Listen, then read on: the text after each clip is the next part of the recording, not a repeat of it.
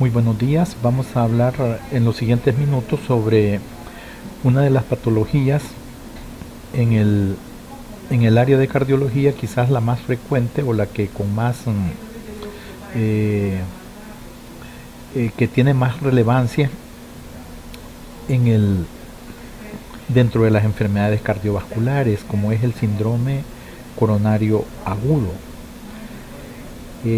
Vamos a dividir el tema en los siguientes minutos en el síndrome coronario agudo con elevación del segmento ST y sin elevación del segmento ST. Esta es la clasificación que se está utilizando de hace aproximadamente 2 años, y esto tiene una connotación importante desde el punto de vista del abordaje terapéutico y también pronóstico en estos pacientes. Los pacientes que se presentan con infarto del miocardio con elevación del segmento ST son pacientes que necesitan un tratamiento, una estrategia terapéutica de urgencia con cateterismo cardíaco o el uso de fibrinolíticos, como vamos a ver en el desarrollo de la plática. En los casos de los pacientes sin elevación del segmento ST, la estrategia también es una urgencia, es una emergencia cardíaca, pero no incluye el uso de fibrinolíticos, y el cateterismo cardíaco también puede esperar en algunos casos. La cardiopatía isquémica o enfermedad coronaria, como todos sabemos, desde el punto de vista fisiopatológico, es que existe un desequilibrio entre el aporte de oxígeno a la fibra miocárdica, al miocito, y la demanda que este músculo cardíaco requiere. Entonces, si la demanda aumenta de oxígeno por el músculo cardíaco o el aporte está disminuido, esto genera un desequilibrio y se presentan los diferentes cuadros de angina de pecho, que se pueden manifestar tanto como angina silente, que no aparece en esta diapositiva, como angina estable, angina inestable, o bien pues los pacientes que se presentan ya con infarto del miocardio, en la cual hay ya una necrosis del músculo cardíaco. Las características clínicas de cada una de estos cuadros, de estas entidades, difieren en cada una de ellas. En la angina estable se caracteriza porque el dolor es provocado por el ejercicio, por el esfuerzo o bien por el estrés. Y una vez cede, el dolor cede cuando la persona deja de hacer el ejercicio o suprime el factor desencadenante. La angina inestable, al contrario, es aquella que se presenta en reposo del dolor precordial y tiene una duración variable que puede ser de minutos o incluso durar más de 10 minutos, y usualmente comienza en forma súbita, e incluso pues dependiendo de las actividades diarias que se realicen puede ir aumentando de intensidad. Tanto en el síndrome coronario agudo con elevación del segmento ST o sin elevación del segmento ST, cuando hablamos de sin elevación del segmento ST incluimos es lo que se conoce como angina inestable. En ambos casos lo que ocurre es que la placa de ateroma que existe en la luz de la arteria coronaria, esta placa se erosiona, se rompe, y luego viene el proceso de agregación plaquetaria y se forma un coágulo, un trombo dentro de la luz de la arteria. Ese trombo lo que trata es de sellar la fisura de la placa que se ha formado, y es ese trombo el que termina de ocluye la luz del vaso y ocasiona una obstrucción al flujo sanguíneo en las diferentes áreas del corazón, en los diferentes segmentos de las arterias coronarias. En los pacientes que se presentan con angina inestable o síndromes coronarios agudos sin elevación del ST, ese trombo, ese coágulo que existe sobre la placa de ateroma no ocluye totalmente la luz del vaso, a diferencia de los pacientes que presentan infarto del miocardio con elevación del ST. La oclusión que ocurre en la luz de la arteria coronaria es completa y por lo tanto no hay perfusión, y hay que establecer todas las medidas terapéuticas para restablecer el flujo sanguíneo. Les decía que la angina inestable se presenta un cuadro de dolor opresivo retroesternal que se puede irradiar a la mandíbula o a la cara interna del brazo izquierdo. Casi nunca se irradia a la espalda, al latísimo del bronce. Hay equivalentes anginosos como las náuseas, vómitos o las descargas vagales, la sudoración, la diaforesis, que se presentan durante el episodio anginoso. La angina inestable usualmente lo que se presenta es en reposo, y los métodos para hacer el diagnóstico sigue siendo el electrocardiograma, el cuadro clínico y los marcadores biológicos que nos determinan si ha habido o no necrosis del músculo cardíaco. Los pacientes con enfermedad coronaria, ya sea con elevación del segmento ST o sin elevación del segmento ST, usualmente tienen un perfil de riesgo ya conocido. Son pacientes usualmente mayores que usualmente adolecen de dislipidemia, son pacientes fumadores, hipertensos, diabéticos, y esto es lo que básicamente favorece el aparecimiento de la aterosclerosis. Y hay algunos que ya tienen antecedentes de enfermedad aterosclerótica en otros territorios, ya sea a nivel de las carótidas, a nivel cerebral o a nivel periférico.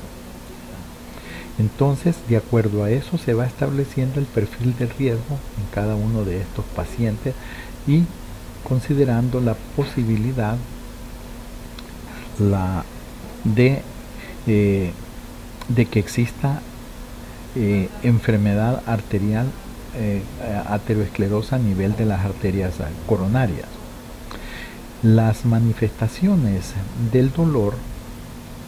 los cambios electrocardiográficos y los marcadores cardíacos, como se puede ver en el slide, tipifican al paciente en la probabilidad si es alta o es de bajo riesgo de presentar un evento de estos, y si se presenta es de acuerdo a la escala de riesgo que se decide la terapia o los medicamentos o la conducta terapéutica en un momento dado. En los pacientes sin elevación del segmento ST o angina inestable, aquellos pacientes que tienen un alto riesgo o un score de TIMI alto, de alto riesgo, son los que son candidatos para realizarles cateterismo cardíaco y ofrecerles una revascularización coronaria con angioplastía y la colocación de stent, como vamos a ver en el manejo más adelante. Desde el punto de vista farmacológico, lo primero que se hace en el paciente con dolor precordial es administrar los nitratos o la nitroglicerina sublingual, siempre y cuando el paciente no se encuentre hipotenso, o que mantenga su presión arterial normal, o que se presente con cifras de presión arterial alta en la unidad de emergencia. Y también siempre hay que ser cuidadoso en la historia de preguntarle si el paciente no está ingiriendo sildenafil, porque eso contraindica el uso de nitrato. Los otros medicamentos que se usan son los beta bloqueadores, que son los fármacos que disminuyen el consumo de oxígeno y al mismo tiempo, por su efecto antiarrítmico, también favorecen o disminuyen el riesgo de muerte súbita en los pacientes portadores de enfermedad coronaria. El dolor se mitiga usualmente con narcóticos y es la morfina que se usa como droga de elección en los pacientes que están sufriendo un síndrome coronario agudo. Como desde el punto de vista fisiopatológico lo que ocurre es una ruptura de la placa y hay un trombo dentro de la luz de la arteria coronaria, los antiagregantes plaquetarios y la heparina son las drogas que se deben de iniciar una vez se establece el diagnóstico de angina inestable o síndrome coronario agudo con elevación o sin elevación del ST. Hay diferentes tipos de heparina, ¿verdad? La heparina convencional, la no fraccionada, ¿verdad? O las heparinas de bajo peso molecular, que son los que tienen más efecto antitrombótica. Hay pacientes que se presentan, sobre todo mujeres, que presentan dolor precordial, presentan elevación del segmento ST en el electrocardiograma, y esto se debe a que ocurre un vasoespasmo de las arterias coronarias y no existe una lesión fija. Este cuadro clínico es lo que se conoce como angina variante o angina de Prinzmetal, que es un tipo de angina diferente a la angina producida por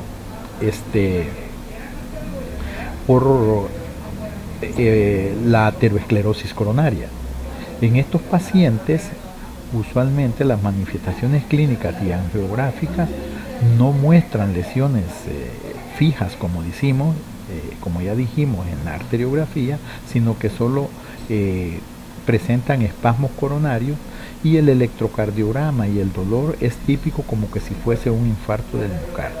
Incluso pues pueden elevar las enzimas en algunos casos y pueden producir déficit de perfusión del músculo cardíaco, pero el manejo es totalmente diferente y es por eso que se clasifica como angina inestable.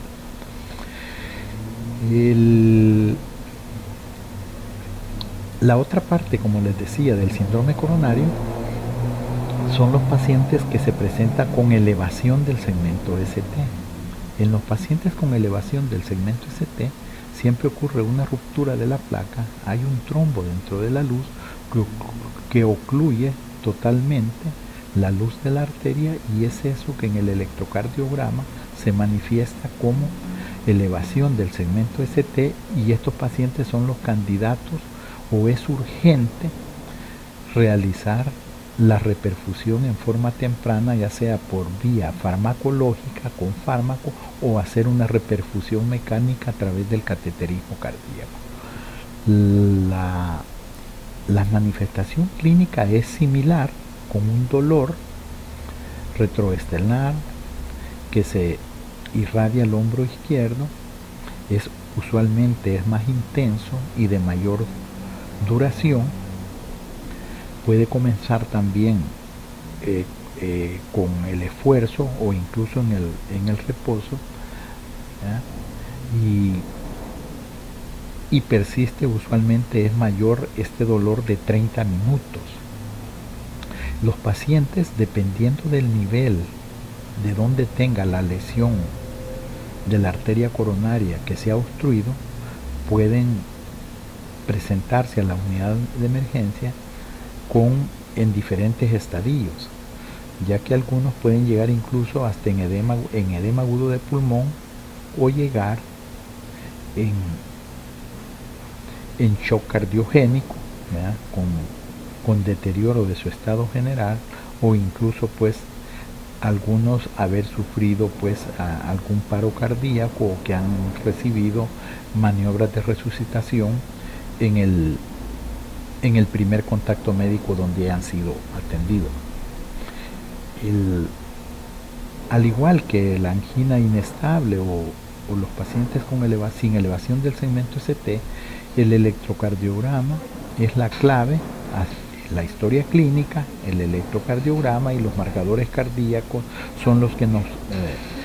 nos ayudan a hacer el diagnóstico y decidir la conducta terapéutica. Por supuesto que en los dos grupos de pacientes se hacen los exámenes pertinentes de imágenes, radiografía, ecocardiograma, etcétera, y otra serie de marcadores. El electrocardiograma es característico en las derivaciones del electrocardiograma, dependiendo de la localización de la elevación del segmento ST en la fase aguda del infarto, y son estos pacientes, como estamos mencionando, que necesitan una reperfusión inmediata con el objeto de prevenir que el paciente, que el infarto se extienda y que el paciente presente complicaciones como aneurisma, insuficiencia cardíaca o incluso pues la muerte súbita. Para el manejo de los pacientes con síndrome coronario agudo y elevación del ST, al igual que los que presentan angina inestable, siempre es igual la antiagregación plaquetaria con aspirina, clopidogrel. El oxígeno pues dependerá de la clase funcional en que el paciente llegue. ¿Vea? Si la saturación de oxígeno es menor del 92%, sí se usa oxígeno suplementario, ¿vea?, en las primeras horas. ¿Vea? Y también se usan los nitratos, los beta bloqueadores, la morfina para mitigar el dolor, y la estrategia de reperfusión en los pacientes con síndrome de coronario agudo y elevación del ST son el uso de fibrinolíticos o la angioplastía primaria, que se realiza es con cateterismo cardíaco y es insuflando un balón que la placa de ateroma se rompe y aumenta el diámetro o la luz del vaso, y se coloca un stent que es como que es un dispositivo que mantiene la arteria permeable, y de esa manera se restablece la luz del vaso.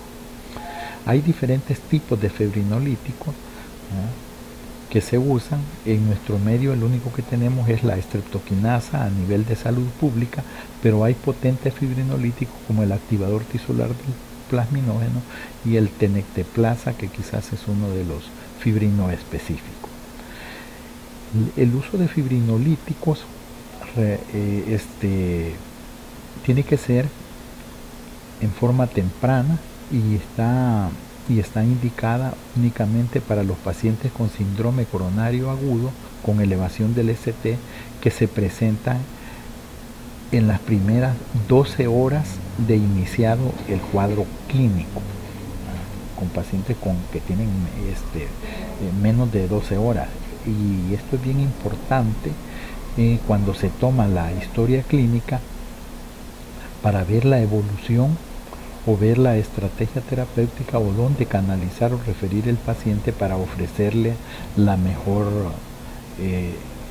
el mejor tratamiento médico que el paciente requiera.